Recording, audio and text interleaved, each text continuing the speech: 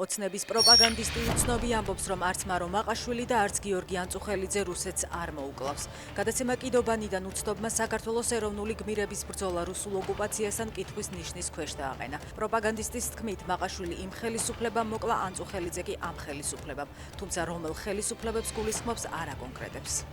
წყნეთის პოლიციის ყოფილი უფროსის წერილის თანახმად ნიკო კვარაცხელიას მკვლელობაში ბრალდებული ჭელიძე კავილაძის დაკავების ღამეს თბილისის პოლიციის უფროსმა ფარცხალაძეს ტელეფონით ანგარიში ჩააბარა. პოლიციის უფროსი მაშინ სულხან თამაზაშვილი იყო. შემოვიდა სულხან თამაზაშვილი ტელეფონზე ლაპარაკობდა, ახსენა გისმენთ აზორიჩ. ნათქვამია წერილში, რომელსაც ქვაჭრელიშვილი ფორმულას უგზავნის. თამაზაშვილი ინფორმაციას არ ადასტურებს. ტრამპი მზად არის განიხილოს ურანით ირანის სიმბოლურად გამდიდრების წინადადება, თუმცა სხვა ვარიანტებიც განიხილება. კერძოდ აიათოლა ალი ხამენეისა და მისი შვილის ლიკვიდაცია.